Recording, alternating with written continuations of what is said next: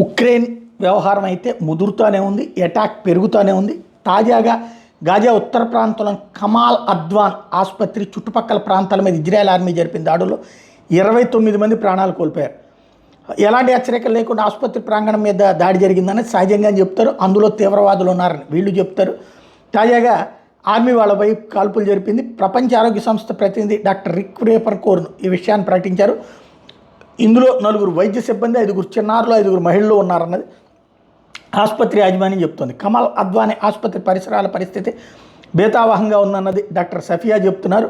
ఓవరాల్గా అయితే Israel army గత వారం కూడా ఇందులోని వాళ్ళందరినీ ఖాళీ చేసి బయటికి వెళ్ళాలని చెప్పింది. అయినా కూడా వాళ్ళు ఎందుకున్నారు అంటే తీవ్రవాదులు ఆ లోపల ఉంటారు, సాధారణ ప్రజల్ని వాళ్ళ చుట్టూ షీల్డ్గా వాడుకుంటారు. అక్కడ ఉన్న డాక్టర్లు వాళ్ళు కూడా షీల్డ్గా ఉపయోగపడతారు. ఇది అనేక సాక్ష్యాలు బయటపడ్డా అదే నడుస్తోంది. మళ్ళీ దాడులు ఇజ్రాయెల్ స్టార్ట్ చేసిందనడానికి సాక్ష్యం ఇది.